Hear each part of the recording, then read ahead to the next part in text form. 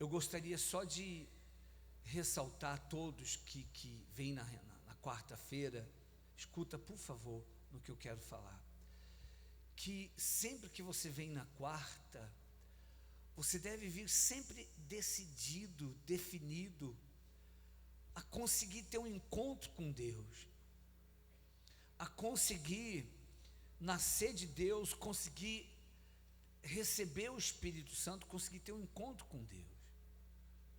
Nós, durante muitas quartas-feiras, fizemos um estudo. Nós aprendemos o que é morte, quando acontece a morte, quem mata, o que é a segunda morte, a lista dos que passarão a eternidade no lago de fogo, para quem é o lago de fogo. Aprendemos várias coisas. Hoje, o último estudo, o que acontece com os salvos. Então, o que você deve lembrar? O que você deve lembrar? O estudo que nós fizemos, o que acontece após a morte, nós lemos na Bíblia a história dos dois homens que morreram.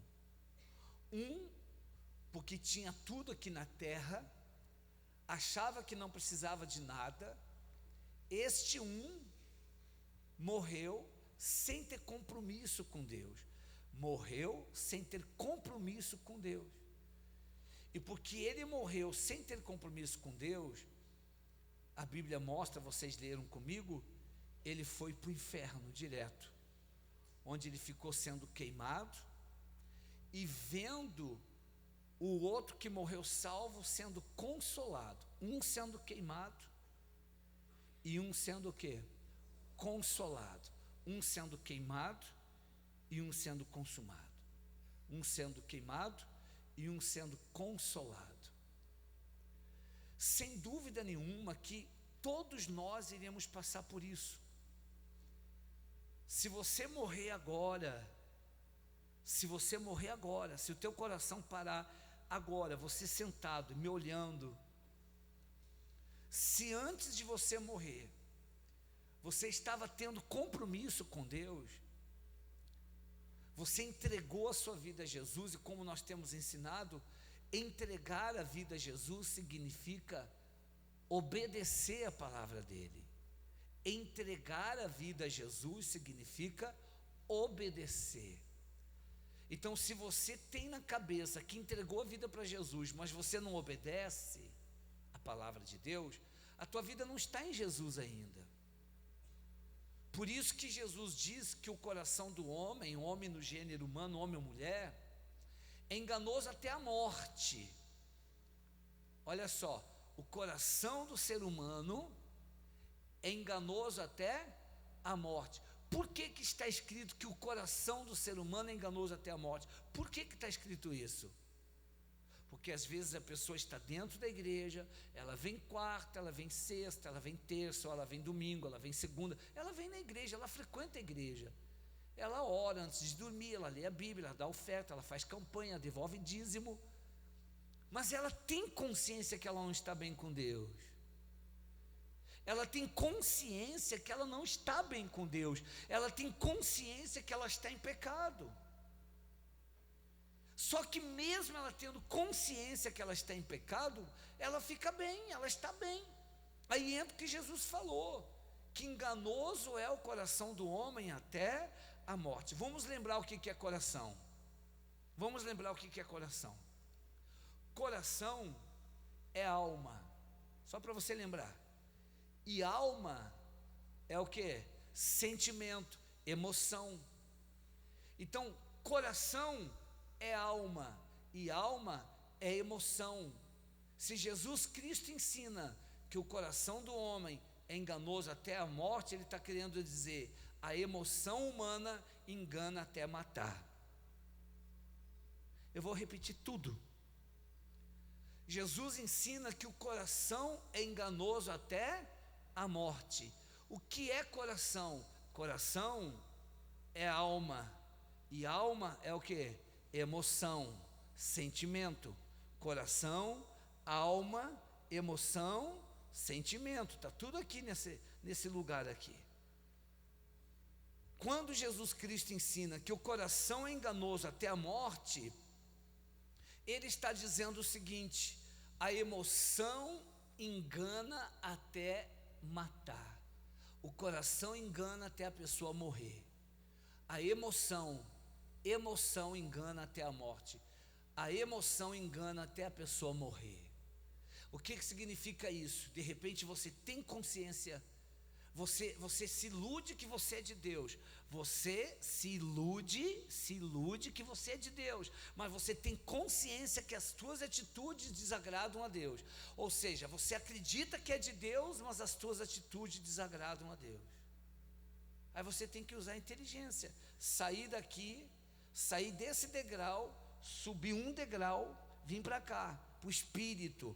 Aqui é o espírito, aqui é a alma, aqui é inteligência e aqui é sentimento. Você tem que subir um degrau, você tem que subir um andar da tua vida, você tem que subir um andar, sair da emoção, vir para a inteligência, sair do sentimento e vir para a razão. Aqui na razão é assim, ó. Na razão é assim. Seja a tua palavra sim, sim, não, não, o que passa disso é do diabo. Pronto, aqui não tem emoção, aqui não tem sentimento. Eu obedeço a palavra, eu sou de Deus. Eu obedeço a palavra, eu sou de Jesus. Eu obedeço a palavra, eu estou salvo. Eu não obedeço, eu vou para o inferno e acabou. Pronto, aqui não tem emoção, aqui não tem sentimento. Ah, mas Deus é amor, é sentimento. Ah, mas Deus é pai, emoção. Ah, Deus é pai, Deus é amor, Deus é misericórdia, Deus é perdão. Ele é tudo isso, Ele é pai, Ele é amor, Ele é misericórdia, Ele é perdão. Mas Ele também é o quê? Justiça. E Ele não pode pegar quem morre fazendo a vontade do diabo e colocar no reino de Deus. Ele não pode pegar quem morre fazendo a vontade do diabo e fazer essa pessoa entrar no reino de Deus. Ele não pode fazer isso, senão ele se contraria. Eu quero deixar bem claro que eu não sou perfeito, você não é perfeito, não existe nenhum ser humano que seja perfeito, não existe nenhum ser humano que seja perfeito. Eu não sou perfeito, você não é perfeito, nós não somos perfeitos, só que uma coisa é não ser perfeito, outra coisa é viver no pecado. Então, às vezes você peca de comer demais, às vezes nós temos o controle do nosso pensamento, mas se você não vigia, quando você vê, o teu pensamento está voando. E nesse teu pensamento voar, se você não vigiar, você vai pecar. Então, quando você vê que o pensamento está voando, que você vê que o pensamento está indo para o lado errado, você já tem que cortar até o pensamento, até o próprio pensamento você tem que falar, não está amarrado em nome de Jesus, e já pensar naquilo que é de Deus. E já pensar naquilo que é certo. Mas às vezes um olhar, se você não vigia, você peca. Às vezes um pensamento, se você não vigia, você peca. Às vezes de comer demais, você já pecou. Então falha todo mundo tem, pecado todo mundo tem. E se fôssemos ver, para entrar no reino de Deus não pudesse ter pecado, ninguém entraria, ia todo mundo para o inferno. Bispo, o que o senhor está querendo dizer? Eu estou querendo dizer o seguinte: você não vai entrar no reino de Deus porque você não tem pecado. Nós entramos no reino de Deus pela misericórdia de quem? De Deus, porque Jesus morreu por nós entregamos a nossa vida a Jesus, nos batizamos nas águas, largamos o pecado. Então nós vamos ser salvos pela nossa decisão de obedecer a palavra, pela nossa decisão de entregar a vida para Jesus, obedecendo a palavra. Nós vamos ser salvos porque nós, no entregar a vida para Jesus, aceitamos o sacrifício dele por nós, morrendo por nós para nos salvar. Nós somos salvos pela misericórdia, nós somos salvos pela graça de Deus, nós somos salvos pela misericórdia, nós somos salvos pela graça, porque se nós olharmos de dizer assim, não pode ter um pecado para entrar no reino de Deus, vai todo mundo para o inferno. Eu espero que vocês entendam o que Deus está me usando para pregar. Eu estou mostrando o seguinte: você nunca vai conseguir ser perfeito. Vocês estão ouvindo? você nunca conseguirá ser perfeito. Agora, uma coisa é ter falhas, não ser perfeito, e outra coisa é viver no pecado. É isso que você tem que saber diferenciar. Quer dizer, vive no adultério, vive na prostituição, lesbianismo, homossexualismo, vive com mágoa, vive com ódio, vive com mágoa, vive falando mal dos outros, vive com extremo orgulho, prepotência, o peito estufado, orgulhoso ao extremo, prepotente ao extremo. Quer dizer, vive no pecado da idolatria, vive no pecado da idolatria, vive no pecado da mentira, vive mentindo, porque essa questão de falar que a gente não é perfeito, a pessoa pode pensar assim, então de vez em quando eu posso mentir, então de vez em quando eu posso me prostituir, então lá de vez em quando eu posso trair minha mulher. Não, porque eu não vivo na prática, mas de vez em quando. É isso que Deus está me usando para falar, pessoal? Não. Tem que largar o pecado. Se você morrer sem compromisso, você vai morrer sem salvação. O que acontece com os salvos? O que acontece com os salvos? Morre, vai para um lugar de descanso, que dá para ser chamado de céu, e depois da última volta de Jesus, o salvo vai sair desse lugar de descanso e vai entrar no reino de Deus, na Nova Jerusalém, na cidade santa, e os salvos viverão eternamente com Deus. Amém? Apague as luzes agora da metade da igreja. Tudo o que esse locutor fala, esse vídeo eu assisti antes de passar, claro. Tudo o que o locutor vai falando, eu conferi na Bíblia. Vocês estão ouvindo? Tudo o que o locutor fala, eu conferi na Bíblia. Então tudo que ele fala, aparece a referência bíblica embaixo, e eu conferi, está tudo certinho.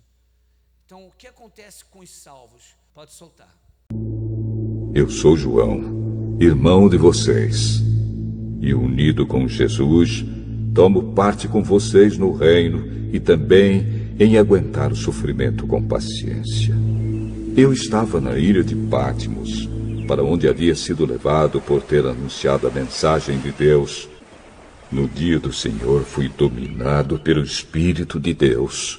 Um dos 7 anjos que tinham as 7 taças cheias das últimas 7 pragas veio e me disse: venha, e eu lhe mostrarei a noiva, a esposa do Cordeiro. E o anjo me levou para uma montanha grande e muito alta. Ele me mostrou Jerusalém, a cidade santa, que descia do céu e vinha de Deus, brilhando com a glória de Deus. A cidade brilhava como uma pedra preciosa, como uma pedra de jaspe, clara como cristal. E a própria cidade era de ouro puro, claro como vidro. A muralha era de jaspe. A muralha da cidade estava construída sobre 12 rochas, nas quais estavam escritos os nomes dos 12 apóstolos do Cordeiro. As rochas do alicerce da muralha estavam enfeitadas de todo tipo de pedras preciosas. A primeira rocha estava enfeitada de jaspe, a segunda de safira, a terceira de ágata, a quarta de esmeralda, a quinta de sardônica, a sexta de sárdio, a sétima de crisólito, a oitava de berilo, a nona de topázio, a 10ª de crisópraso, a 11ª de jacinto e a 12ª de ametista. Ela era cercada por uma muralha muito alta e grande, com 12 portões guardados por 12 anjos. Nos portões estavam escritos os nomes das 12 tribos do povo de Israel. Havia 3 portões de cada lado. 3 ao norte, 3 ao sul, 3 a leste e 3 a oeste. O anjo que falou comigo levava consigo uma vara de ouro para medir a cidade, os seus portões e a muralha. A cidade era quadrada, pois o seu comprimento era igual à sua largura. O anjo mediu a cidade com a vara de ouro e viu que media 2.200 quilômetros. O seu comprimento, largura e altura eram iguais. O anjo mediu também a muralha e viu que tinha 64 metros de largura, conforme as medidas comuns que o anjo estava usando. As rochas do alicerce da muralha estavam enfeitadas de todo tipo de pedras preciosas. Os 12 portões são 12 pérolas, e cada um desses portões era feito de uma só pérola. A rua principal era de ouro puro, claro como vidro. Não vi nenhum templo na cidade, pois o seu templo é o Senhor Deus, o Todo-Poderoso e o Cordeiro. A cidade não precisa de sol nem de lua para iluminarem, pois a glória de Deus brilha sobre ela. O anjo também me mostrou o rio da água da vida, brilhante como cristal, que sai do trono de Deus e do Cordeiro, e que passa no meio da rua principal da cidade. A rua principal era de ouro puro, claro como vidro. Em cada lado do rio está a árvore da vida, que dá 12 frutas por ano, isto é, uma por mês. E as suas folhas servem para curar as nações. Não vi nenhum templo na cidade, pois o seu templo é o Senhor Deus, o Todo-Poderoso e o Cordeiro. A cidade não precisa de sol nem de lua para iluminarem, pois a glória de Deus brilha sobre ela. E o Cordeiro é o seu candelabro. Ali não haverá mais noite, e não precisarão nem da luz de candelabros, nem da luz do sol, pois o Senhor Deus brilhará sobre eles e reinarão para todo sempre. E não haverá na cidade nada que esteja debaixo da maldição. O trono de Deus e do Cordeiro estará na cidade, e os seus servos o adorarão. Verão o seu rosto, e na testa terão escrito o nome de Deus. Os povos do mundo andarão na luz dela, e os reis da terra vão lhe trazer as suas riquezas. Os portões da cidade estarão sempre abertos o dia inteiro. Não se fecharão, porque ali não haverá noite. As nações vão trazer os seus tesouros e as suas riquezas para a cidade. Ouvi uma voz forte que vinha do trono. Agora, a morada de Deus está entre os seres humanos. Deus vai morar com eles, e eles serão os povos dele. O próprio Deus estará com eles e será o Deus deles. Ele enxugará dos olhos deles todas as lágrimas. Não haverá mais morte, nem tristeza, nem choro, nem dor. As coisas velhas já passaram. Aquele que estava sentado no trono disse: Agora faço novas todas as coisas.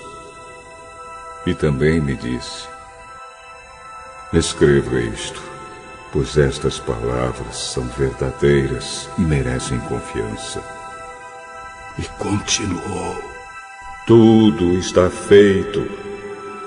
Eu sou o Alfa e o Ômega, o princípio e o fim.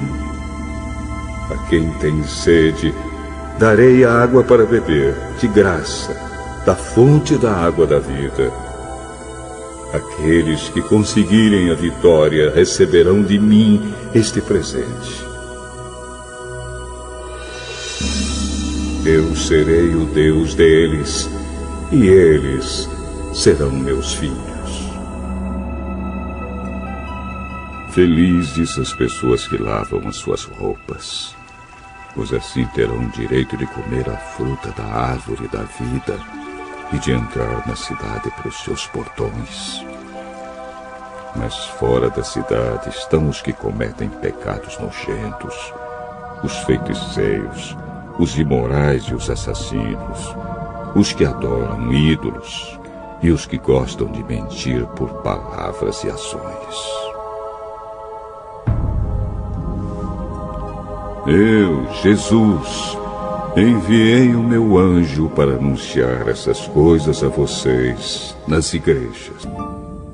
Porém, nela não entrará nada que seja impuro, nem ninguém que faça coisas vergonhosas ou que conte mentiras. Entrarão na cidade somente as pessoas que têm o seu nome escrito no livro da vida, o qual pertence ao Cordeiro. Escutem, eu venho logo. Vou trazer comigo as minhas recompensas, para dá-las a cada um de acordo com o que tem feito. O Espírito e a noiva dizem: venha! Aquele que ouve isso, diga também: venha! Aquele que tem sede, venha! E quem quiser, receba de graça da água da vida.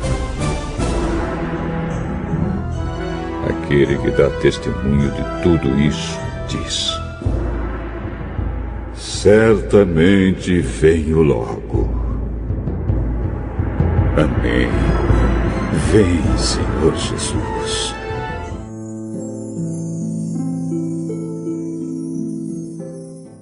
Fiquem todos de pé, por favor.